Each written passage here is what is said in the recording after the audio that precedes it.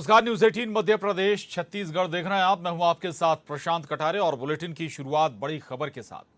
भोपाल से बड़ी खबर है, स्टार प्रचारकों की सूची में कांग्रेस ने बदलाव किया है।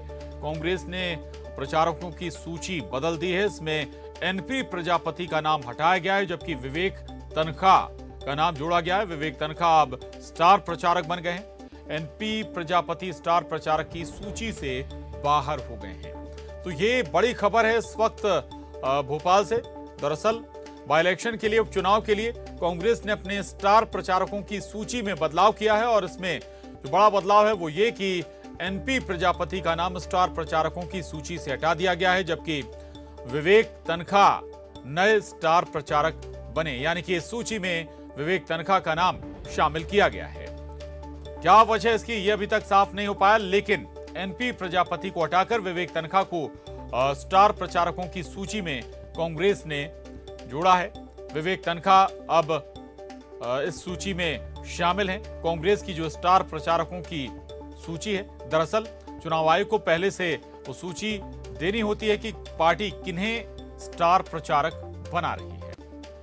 अगली खबर का रुख करेंगे। कांग्रेस के स्टार प्रचारक की सूची से एनपी प्रजापति का नाम हटाने पर छिड़ी सियासत। बीजेपी ने दलितों का से अपमान बताया है। बीजेपी मीडिया प्रभारी लोकेंद्र पाराशर ने ट्वीट किया है, कांग्रेस की अदालत में दलित नेता धनाढ्य वकील से हार गया। दलितों को ऐसे सम्मान करती है। कांग्रेस एनपी प्रजापति कोई मामूली आदमी नहीं, विधानसभा के पूर्व अध्यक्ष हैं। तो इस पर अब सियासत भी शुरू हो गई है। बीजेपी ने इस पर निशाना साधना शुरू कर दिया और बीजेपी का कहना है कि दलितों का अपमान किया है कांग्रेस ने। यहां पर कांग्रेस की अदालत में दलित नेता धनाढ्य वकील से हार गया है। और हमारे साथ बीजेपी से रजनीश अग्रवाल जी जुड़ रहे हैं बात करने के लिए। रजनीश जी, ये स्टार प्रचारकों की सूची है, इसमें किसी का नाम जोड़ा जाता है, हटाया जाता है या फिर पहले से तय होता है? इसमें बहुत आपत्ति की जरूरत क्या नजर आती है आपको? देखिए, एक बात तो है कि कोई आपत्ति का कारण नहीं, ये कांग्रेस की नीयत का कारण है, कांग्रेस की कार्यशैली का उदाहरण है, एक कांग्रेस की सोच प्रवृत्ति का उदाहरण है। रेगांव की प्रत्याशी जमीन पर बैठती है और वहां के सामंतशाही राजनेता कांग्रेस के सोफा सेट पर बैठते हैं। फिर ऐसा ही उदाहरण एनपी प्रजापति को आउट कर दिया जाता है, विवेक तनखा जी को इन कर दिया जाता है। उसके पहले एक विधानसभा की समिति के लोक लेखा समिति के अध्यक्ष पद पर उनको नहीं नवाजा जाता है। तो एक नहीं, सैकड़ों उदाहरण हैं। हाथी के दांत खाने के कुछ और दिखाने के कुछ और। ये समझ में आ जाता है कि किस प्रकार पहले लेना फिर हटाना, मतलब ये तो अपमानित करना है ना। आपके अंदर का मामला हो सकता है, लेकिन इससे नीयत आपकी उजागर होती है, आपकी कार्यशैली। और रेगांव का जो उदाहरण मैंने दिया, जो उनकी प्रत्याशी कांग्रेस की वो उस पर जमीन पर बैठी हैं, फर्श पर बैठी हैं, और जो सामंतशाही कांग्रेस के नेता हैं वो सोफा सेट पर बैठे हैं। ये सोच है दलितों के प्रति इनकी। एक नहीं, सैकड़ों उदाहरण आपके अभी चैनल पर दे सकता हूं मैं। ठीक है, ठीक है, आप तमाम उदाहरण दे रहे हैं। हालांकि इस पर ये हर सियासी दल का एक अपना कार्यक्षेत्र होता है कि भाई वो किसे रखे किसे ना रखे स्टार प्रचारकों की सूची में। रजनीश जी रहिएगा, आपसे आगे भी बात करेंगे। कांग्रेस के स्टार प्रचारक सूची से एनपी प्रजापति का नाम हटाने पर कांग्रेस की सफाई भी आई।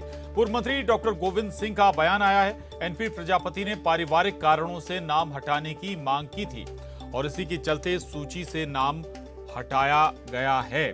तो ये एक नई बात निकल कर आ रही है कि एनपी प्रजापति ने खुद सूची से नाम हटाने की गुजारिश की थी पारिवारिक कारणों की वजह से। रजनीश जी, इस पर भी आप कुछ कहेंगे कि अगर कोई व्यक्ति खुद व्यक्तिगत कारणों से नाम हटाने की अगर मांग कर रहा है, डिमांड कर रहा है? रजनीश जी, मैं आ रहा हूं आपके पास, सुन लेते हैं पहले गोविंद सिंह जी को। मुरैना, दतिया, इन जिलों में लोग काफ़ी मात्रा में धान कर रहे हैं। उधर बिजली का है ही नहीं, संकट भारी है। 3-3 दिन से बिजली नहीं पहुंच रही है और मेंटेनेंस के नाम पर, जबकि मेंटेनेंस हमेशा गर्मियों में किया जाता है, बरसात में तो कोई दिक्कत नहीं आ, लेकिन कोयले है नहीं। इसकी अपनी कमजोरी असफलता छिपाने के लिए मेंटेनेंस के नाम पर बिजली काट रहे हैं। पूरे प्रदेश में आम जनता और किसान में हाहाकार मची है। तो हालांकि बिजली के मसले पर गोविंद सिंह बोलते हुए अनुराग हमारे साथ हालांकि जुड़ गए। अनुराग, अब सियासत इस पर शुरू हो गई। एनपी प्रजापति का नाम स्टार प्रचारकों की सूची से हटाया गया। बीजेपी इस पर सवाल उठा रही है, इसे दलितों का अपमान बता रही है। क्या वजह है अंदर की कांग्रेस की, क्यों एनपी प्रजापति का नाम हटाया गया? कुछ जातिगत समीकरण को ध्यान में रखकर ऐसा किया गया या फिर वाकई ऐसा ही है जैसा बताया जा रहा है?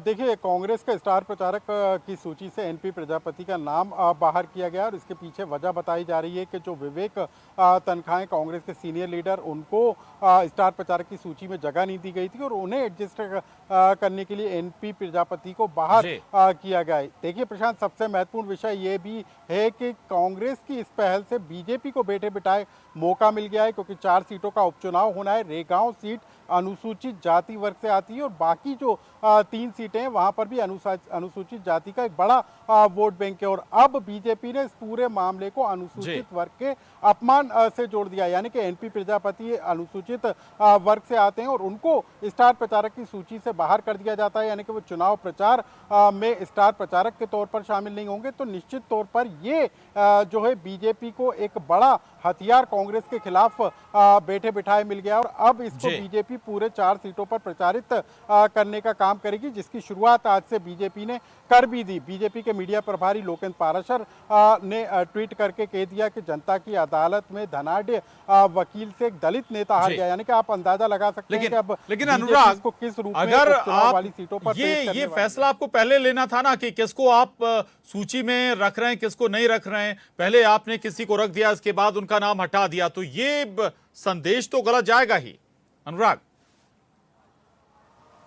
बिल्कुल प्रशांत, देखिए चुनाव आयोग के नियम प्रक्रिया के तहत ये समय निर्धारित किया जाता है, तारीख निर्धारित की जाती है कि कब तक आप स्टार प्रचारकों की सूची चुनाव आयोग में जमा कर सकते हैं, यानी कि राजनीतिक दलों के पास पर्याप्त समय होता है। और जब कांग्रेस ने भी अपनी सूची तैयार की होगी तो उसमें उन तमाम पहलुओं पर विचार किया होगा कि कौन से नेता कौन से क्षेत्र में जाएंगे, वहां पर स्टार प्रचारक की भूमिका निभाएंगे और उससे पार्टी को फायदा होगा, यानी कि सोच समझकर ही सूची तैयार हुई थी। लेकिन अब एनपी प्रजापति का नाम सूची से हटाए जाना कई तरह के सवाल खड़े करता है। हालांकि कांग्रेस सफाई दे रही है कि पारिवारिक कारणों से एनपी प्रजापति का नाम हटाया गया है, लेकिन इसके पीछे की कहानी कुछ और ही बयां करती हुई नजर आ रही है। हमें जो जानकारी मिली है उसके तहत यही साफ हुआ है कि विवेक तनखा को स्टार प्रचारक की सूची में शामिल नहीं किया गया था। वो सीनियर लीडर हैं, राज्यसभा के सांसद हैं और मध्य प्रदेश में उनकी एक अच्छी पकड़ भी क्षेत्रों में है। तो ऐसे में विवेक तनखा को एडजस्ट करने के लिए एनपी प्रजापति को बाहर। ठीक है अनुराग, मैं आ रहा हूं आपके पास दोबारा। अजय सिंह यादव जी भी हमारे साथ कांग्रेस से जुड़ गए हैं। अजय सिंह जी, या तो आप ये मानिए कि आप लोगों से पहले चूक हो गई, या फिर ये भी कि आपने बैठे बिठाए बीजेपी को मुद्दा दे दिया। देखिए प्रशांत जी, किसी तरह की चूक का सवाल नहीं है। कांग्रेस पार्टी में सभी बड़े नेताओं को स्टार प्रचारकों की सूची में जगह दी जाती है और सभी बड़े नेताओं के नाम स्टार प्रचारकों की सूची में है। ये तो भारतीय जनता पार्टी को बताना चाहिए कि बिंद जैसे बड़े इलाके के एक भी नेता को स्टार प्रचारक में नहीं रखा है। तो भारतीय जनता पार्टी जवाब दे कि क्या बिंद में एक भी नेता नहीं है भारतीय जनता पार्टी में, जबकि इसका जवाब ले लूंगा मैं। रजनी जी भी हमारे साथ जुड़े हुए हैं। लेकिन अजय जी, ये ठीक बात है कि सूची बनती है, लेकिन सूची में रखकर फिर आप हटा दें। देखिए, सूची में रखने और हटाने का कोई सवाल नहीं है। फाइनल सूची अभी आई है, उसमें सभी नेताओं के नाम है। किसी तरह के हटाने और रद्दो बदल का कोई सवाल नहीं है। ये केवल और केवल चर्चाओं का विषय बनाया गया है। कांग्रेस पार्टी में सभी वरिष्ठ नेताओं को पहले ही सूची में रखा गया था।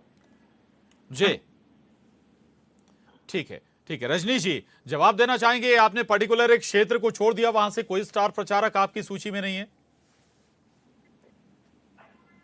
ये चन्नी का अपमान सिद्धू करते हैं, लगातार सरेआम उपेक्षा करते हैं, अपमानित करने का काम करते हैं। और फिर वैसा ही मैंने उदाहरण आपको पहले भी दिए कि इनको जो एनपी प्रजापति जी को समिति का अध्यक्ष, लोक लेखा समिति का अध्यक्ष नहीं बनाया जाता। मैंने उदाहरण दिया रेगांव का उपचुनाव का कि प्रत्याशी बैठी है जमीन पर और राजा महाराजा बैठे हैं ऊपर सोफा सेट पर। सामंतवादी प्रवृत्ति। कांग्रेस की ये सोच है, कांग्रेस का ये राजनीतिक शोषण करते हैं अनुसूचित जाति और जनजाति का। एक बार नहीं, सैकड़ों उदाहरण भरे पड़े हैं। मध्य प्रदेश के अकेले देश में ढूंढे तो हजारों उदाहरण मिल जाएंगी। और ये प्रवृत्ति बार बार उजागर होती है। अपमानित करने का काम ये बार बार करते हैं और ये उजागर फिर हुआ है। दलितों का अपमान करने वाली कांग्रेस पार्टी राजनीतिक तौर पर बार बार सिद्ध हुई है। और तो जब सरकार में आते हैं तब किस प्रकार की खिलवाड़ करते हैं वो भी किसी से छिपी हुई नहीं है। जी ठीक है। अजय सिंह यादव जी, कई उदाहरण रजनी जी दे रहे हैं, लोक लेखा समिति से लेकर रैगांव प्रत्याशी तक की आप लोगों की ये प्रवृत्ति रही है, रिएक्शन इस पर? जनता पार्टी के नेता केवल झूठ और भ्रम फैला सकते हैं। विधानसभा अध्यक्ष रह चुके एनपी प्रजापति जी लोक लेखा समिति के अध्यक्ष के दावेदार भी हो सकते हैं। ये झूठ केवल भाजपा फैला सकती है और कोई नहीं फैला सकता है। मैंने पर्टिकुलर सवाल पूछा, भारतीय जनता पार्टी के नेता अपनी पार्टी का जवाब क्यों नहीं देते हैं? बिंद के 25 विधायकों में से एक भी आपने स्टार प्रचारक क्यों नहीं बनाया, जबकि बिंद के रेगांव में उपचुनाव भी होना है? तो क्या बिंद इलाके की उपेक्षा जारी रहेगी? बिंद के लोगों को कभी सम्मान नहीं मिल पाएगा भारतीय जनता पार्टी में? रही हमारी पार्टी के स्टार प्रचारकों की सूची, उसमें दलित, आदिवासी, पिछड़े वर्ग, सभी वर्गों के नेता सम्मिलित हैं। ऐसा कोई भी वर्ग नहीं है जिसके नेता हमारे स्टार प्रचारकों में ना हो। और सभी इलाके, चाहे बिंद हो, बुंदेलखंड हो, महाकौशल हो, मालवा निमाड़ हो, सभी इलाकों को तवज्जो दी गई है। फिर बिंद की उपेक्षा क्यों की है भारतीय जनता पार्टी ने? सीधा जवाब दे, भारतीय जनता पार्टी बिंद की विरोधी है, इसीलिए बिंद में पिछड़ापन बढ़ रहा है। विधानसभा में इतनी सीटें जीतने के बाद, ठीक है, आपके सूची में दलित नेता भी होंगे, लेकिन आपने एक दलित को रखकर फिर सूची से हटा दिया। मुद्दा तो यही बन गया ना अजय जी? नहीं हटाया, यही हमारी फाइनल सूची थी। ये एक भ्रम फैलाया गया है, हटाने जैसी कोई बात नहीं है। भारतीय जनता पार्टी में होता है ये भ्रम की स्थिति। जैसे सिंधिया जी को 5वें नंबर से 10वें नंबर तक पहुंचा दिया है, अगली बार सिंधिया जी बाहर हो जाएंगे तमाम सूचियों से। ठीक है, सिंधिया जी आपके यहाँ दूसरे नंबर पर थे, लेकिन फिर नंबर कोई राज्यसभा तक नहीं भेजा आपने। ठीक है, रजनीश जी क्या आखिरी रिएक्शन इस पर? रजनीश जी, कोई भी सियासी दल अपने समीकरण देखकर कहा जाति समुदाय के हिसाब से आप लोग स्टार प्रचारक तय करते हैं, तो उस पर इतनी दिक्कतें क्यों हैं?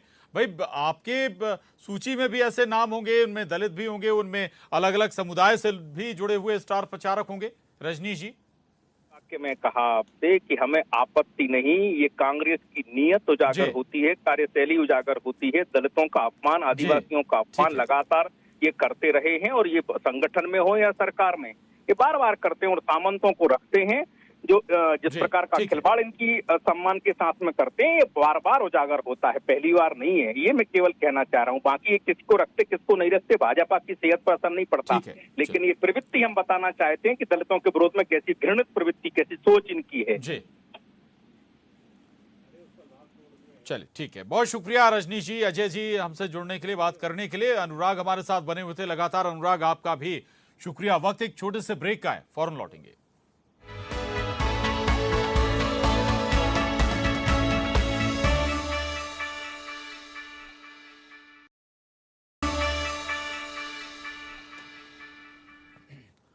ब्रेक बाद अगली खबर का रुख करेंगे। ग्वालियर में कैबिनेट मंत्री प्रद्युम्न सिंह तोमर का अलग ही अंदाज देखने को मिला। उन्होंने बच्चे से भीड़ भरे रास्ते से भैंस लेकर घर पहुंचाई। बताया जा रहा है कि चंद्र नगर में एक बच्चे को भैंस ले जाते देख मंत्री ने अपना काफिला रुकवाया और उसके बाद बच्चे के साथ उसकी भैंस को लेकर घर पहुंचाया। वहीं प्रद्युम्न सिंह ने कहा कि बच्चा परेशान नजर आया, इसलिए उन्होंने उसकी मदद की।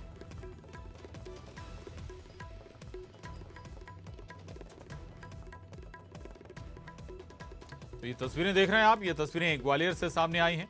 ऊर्जा मंत्री प्रद्युम्न सिंह तोमर अक्सर अलग अंदाज में नजर आ जाते हैं। उनकी कई बार तस्वीरें सुर्खियां भी बनती हैं और एक बार फिर ऐसा ही नजारा देखने को मिला। तस्वीरें सामने आई जब काफिला गुजर रहा था उनका सड़क से, उसी दौरान एक बच्चे को उन्होंने भैंस ले जाते देखा। तभी उन्होंने अपने काफिले को रुकवाया और भैंस बच्चे के घर तक पहुंचा के आए ऊर्जा मंत्री प्रद्युम्न सिंह तोमर।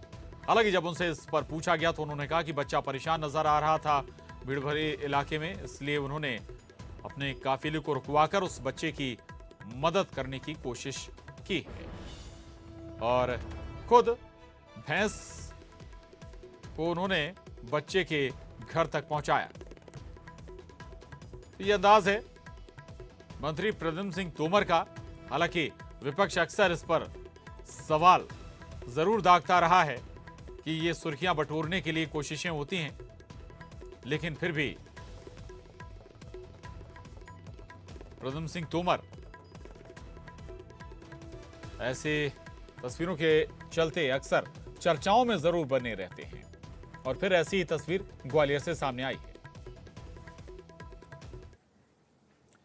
और बड़ी खबर है भोपाल से, जहां ईंट खेड़ी में युवती के साथ गैंगरेप की वारदात अंजाम दी गई है। 4 लोगों ने वारदात को अंजाम दिया। अबरार, रहमान, शारिक और याकूब पर गैंगरेप की वारदात को अंजाम देने का आरोप लगा। तो ये बड़ी खबर है भोपाल से, जहां ईंट खेड़ी में एक युवती के साथ जघन्य वारदात अंजाम दी गई।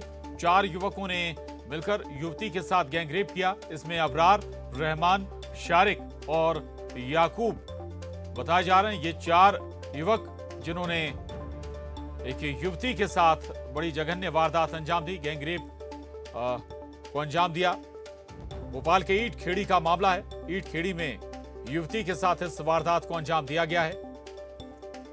भोपाल का ईंट खेड़ी इलाका जहां पर वारदात अंजाम दी गई। 4 युवक जिन पर आरोप लगा है, इनमें अबरार, रहमान, शारिक और याकूब बताए जा रहे हैं। इन चारों आरोपियों ने वारदात को अंजाम दिया। युवती के साथ गैंगरेप किया गया है। भोपाल के ईंट खेड़ी से ये खबर है। ईंट खेड़ी में युवती को निशाना बनाते हुए 4 युवकों ने उसके साथ गैंगरेप किया है। अबरार, रहमान, शारिक और याकूब बताए जा रहे हैं। इन चारों युवकों पर वारदात को अंजाम देने का आरोप है। ये बड़ी खबर भोपाल से। अबरार, रहमान, शारिक और याकूब बताया जा रहा है कि इन्होंने एक युवती के साथ गैंगरेप की वारदात अंजाम दी है। हालांकि अभी तक ये साफ नहीं हो पाया है कि ये युवती इन्हें पहले से जानती थी या पहचानती थी, जानती पहचानती थी या फिर क्या इसके पीछे की पूरी कहानी है। लेकिन भोपाल के ईंट खेड़ी का मामला है और बेहद जघन्य वारदात। पुलिस ने अभी तक क्या एक्शन लिया ये भी आपको बताएंगे। 4 युवकों पर आरोप लगा है गैंगरेप की वारदात को अंजाम देने का, जिनमें अबरार, रहमान, शारिक और याकूब शामिल हैं। तो गैंगरेप की जघन्य वारदात भोपाल की ईंट खेड़ी में। जितेंद्र शर्मा हमारे साथ जुड़ गए। जितेंद्र, और क्या जानकारी आपके पास पहले से ही? क्या ये युवती इन चारों से परिचित थी? कहां वारदात अंजाम दी गई? देखिए, अगर बात करें तो ये ईंट खेड़ी इलाके का पूरा मामला है, जहाँ पर 23 वर्षीय जो युवती है उसे उसके परिवार के जो लोग हैं वो सक्षम नहीं है, तो उसने रोजगार की तलाश में इन लोगों से संपर्क किया था, जिसमें अकबर नाम के युवक से उसने बात की। उसने कहा कि आ जाइए, मैं आपको नौकरी लगवा दूंगा। और उसने अपने घर बुलाकर अपने 4 अन्य दोस्तों के साथ मिलकर उस युवती के साथ गैंगरेप की घटना को अंजाम दिया है। हालांकि सुबह 5 बजे पहुंचकर युवती ने ईंट खेड़ी थाने में शिकायत दर्ज कराई और पुलिस ने निशानदेही के आधार पर चारों आरोपियों को गिरफ्तार कर लिया। मगर कह सकते हैं कि ये गैंगरेप की बड़ी घटना को इन्होंने अंजाम दिया है। बिल्कुल, गैंगरेप की ये बड़ी वारदात अंजाम दी गई है। केवल 4 ही आरोपी हैं इसमें। हालांकि पुलिस ने इन चारों लोगों को गिरफ्तार भी कर लिया। शुक्रिया जितेंद्र आपका इस पूरी जानकारी। आगे बढ़ेंगे। एमपी में शराब बिक्री को लेकर आज महत्वपूर्ण बैठक होगी। प्रमुख सचिव वाणिज्य कर दीपाली रस्तोगी ने बैठक बुलाई है। बैठक में शराब की बिक्री बढ़ाने को लेकर चर्चा होगी। प्रदेश में शराब की खपत में कमी आई है। दोपहर 12 बजे वीडियो कॉन्फ्रेंसिंग के जरिए बताया जा रहा है कि ये महत्वपूर्ण बैठक होने जा रही है। बैठक में सभी आबकारी उपायुक्त जुटेंगे। तो ये बड़ी खबर है भोपाल से। एमपी में शराब बिक्री को लेकर आज महत्वपूर्ण बैठक होने जा रही है। अनुराग श्रीवास्तव हमारे साथ जुड़ गए हैं भोपाल से और जानकारी के साथ। अनुराग, शराब की बिक्री घटना अब ये परेशानी का सबब सरकार के लिए, फिर बिक्री बढ़ाने की कोशिश, इसी के मद्देनजर ये बैठक? बिल्कुल प्रशांत, देखिए कोरोना काल के बाद सरकार की जो कदम उठाए गए थे वो शराब की बिक्री में कमी आई है। बताया जा रहा है कि 20% तक शराब की बिक्री में कमी आई है। इस बिक्री को कैसे बढ़ाया जा सकता है, इसी को लेकर आज बैठक बुलाई गई है। वाणिज्य कर विभाग की जो प्रमुख सचिव है दीपाली रस्तोगी, उन्होंने ये बैठक बुलाई है। दोपहर 12 बजे वीडियो कॉन्फ्रेंसिंग के जरिए होगी और इसमें जो उपायुक्त जुटेंगे उनसे इस बात का फीडबैक लिया जाएगा कि कैसे शराब की बिक्री को बढ़ाया जा सकता है और सरकार के राजस्व में बढ़ोतरी है। तो इस महत्वपूर्ण विषय को लेकर आज वीडियो कॉन्फ्रेंसिंग के जरिए बैठक होगी। अनुराग, थोड़ा सा और आपसे पूछूंगा, थोड़ा सा विरोधाभासी। एक तरफ उमा भारती कह रहे हैं शराबबंदी के लिए वो आंदोलन करेंगी, दूसरी तरफ बैठकें अधिकारियों की शराब बिक्री बढ़ोतरी को लेकर, ये विरोधाभास। देखिए प्रशांत, सरकार और खासतौर पर विभागों की जिम्मेदारी होती है कि जिस विभाग की वो जिम्मेदारी संभाल रहे हैं उसको कैसे बेहतर ढंग से संचालित किया जाए। इसी के तहत आबकारी विभाग कैसे शराब की बिक्री बढ़ा सकता है, जो ठेकेदार हैं उनको कैसे फायदा पहुंच सकता है, इसको लेकर वो अपने स्तर पर प्रयास कर रहे हैं। लेकिन ये राजनीतिक बात है। उमा भारती ने कहा है कि यदि 15 जनवरी तक शराबबंदी नहीं होती है तो वो फिर आंदोलन करेंगी और सड़कों पर उतरेंगी। कांग्रेस भी उनके आंदोलन को समर्थन दे रही है। लेकिन अब इसी पूरे मामले को लेकर सियासत गर्म हो गई है कि एक तरफ बीजेपी के नेता उमा भारती मांग कर रही है शराबबंदी की, दूसरी तरफ शराब की बिक्री को बढ़ाने की कोशिश की जा रही है। इसी मामले को लेकर अब सियासत चलती हुई नजर आ रही है और कांग्रेस सरकार के शराब बिक्री के प्लान को लेकर सवाल खड़े कर रही है। जी प्रशांत, शुक्रिया अनुराग आपका इस पूरी जानकारी के लिए। आगे बढ़ेंगे। राजमाता विजया राजे सिंधिया की आज 102वीं जयंती है। जयंती पर सिंधिया छतरी पर पुष्पांजलि का आयोजन किया गया। आयोजन में केंद्रीय मंत्री ज्योतिरादित्य सिंधिया राजमाता विजया राजे सिंधिया की छतरी पर पुष्पांजलि उन्होंने अर्पित की। साथ ही इस आयोजन में प्रदेश के मंत्री तुलसी सिलावट, ब्रिजेंद्र सिंह यादव, सुरेश धाकड़ सहित कई नेता और कार्यकर्ता शामिल।